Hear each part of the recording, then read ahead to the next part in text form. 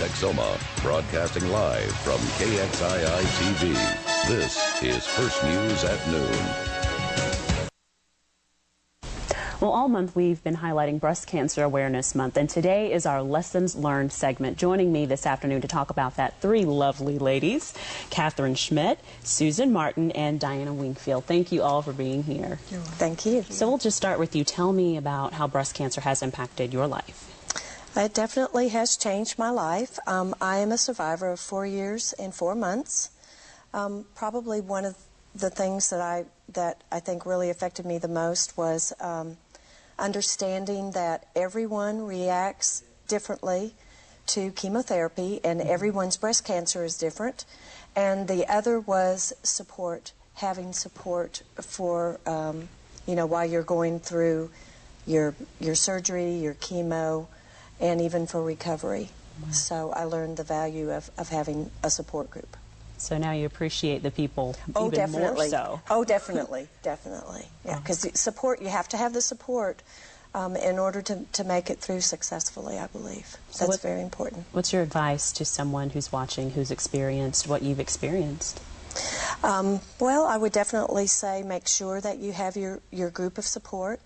Mm-hmm. They also, locally, we do have a support group, and it's homed out of the Texas Oncology Cancer Center, and they meet every Thursday night. So I would say to anyone, please go to that, because it's for survivors and their caregivers, and it can make a huge difference, because you need to know that other people are experiencing what you're experiencing. You are not doing this alone.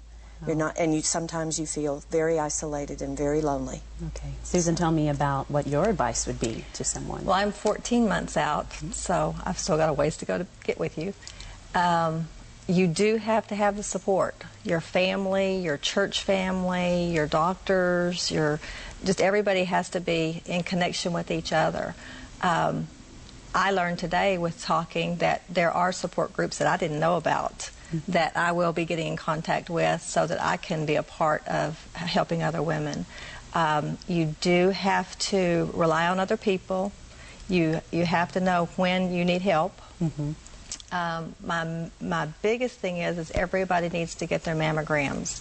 And even if you have a mammogram and it doesn't show up on the mammogram, if there's something there that you don't feel comfortable with, find your doctor and say, look, I had a mammogram, this is here, this is what I want to do. Because they cannot sometimes show up on a mammogram, so you have to be persistent with finding things for yourself.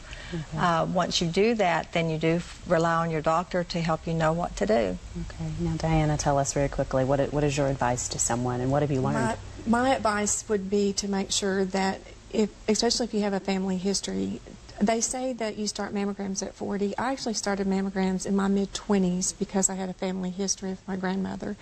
So talk with your doctor and see if what the standard is a standard for you, or if it's something that you need to elaborate on more for your body and your family history. Okay. Well, thank you all so much for being here, and I know we'll continue these conversations. Thank you for participating. Thank you. Thank you for watching. We'll be right back.